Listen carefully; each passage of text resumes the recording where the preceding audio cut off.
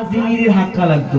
আমার আল্লাহ নবী সাহাবারা যখন তাকবীরের ধ্বনি তুলতো, আমরাও তাকবীরের ধ্বনি তুলবো, এই জায়গাটা যেমন কেঁপে যায়। একবার জোরে দেবেন, নারায়ে তাকবীর, নারায়ে তাকবীর। সিলসিলাহে ফুরফুরা দরবার শরীফ, সিলসিলাহে ফুরফুরা দরবার শরীফ।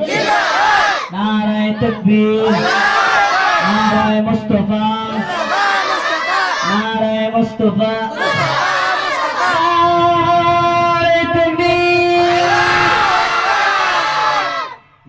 اللهم صل على سيدنا مولانا محمد سيدنا।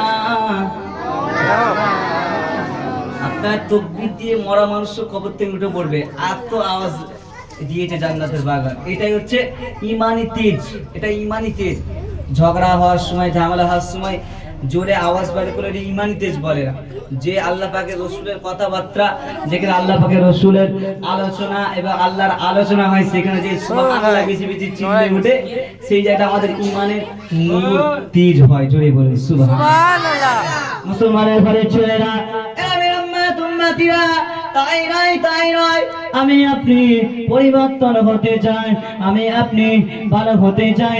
দেখেন আপনাদের পাশে শুয়ে আছে ফুরফুরা শরীফ মাওলাদ আওলাদে মুজাদ্দিদুজ জামান, যিনি আওলাদ মুজাদ্দিদুজ জামান, যিনি কত নাই কত কষ্ট করেছে মুরিদদের জন্য, সারা বিশ্বের মানুষের জন্য কত নাই কত কষ্ট করেছে। ইসলাম এত সহজ নয়, ইসলাম এত কষ্ট নয়। ইসলামকে ধরে রাখতে হবে, আমাকে আপনাকে শিক্ষা করতে হবে, আমাকে আপনাকে নামাজ জানতে হবে।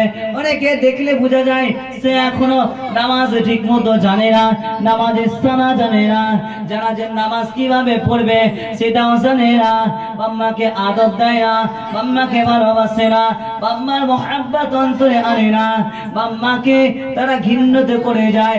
ওরা মুসলমানের বাচ্চা শুধু কেমন নামে মুসলমান, শুধু নামে মুসলমান, কালে মুসলমান নয়। মুসলমান হতে হবে, আল্লাহ রসুলকে খুশি করতে হবে, আল্লাহ পাককে খুশি করতে হবে।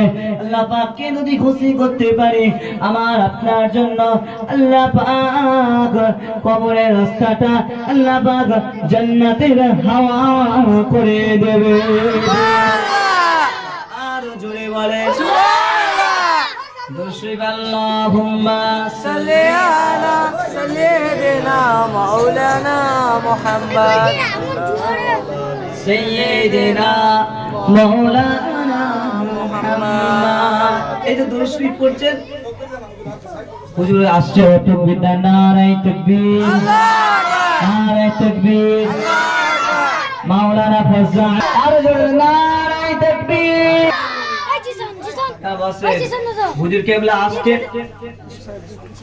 বিয়াদবি করবেন না, আদবে আবু বকর, বিয়াদবে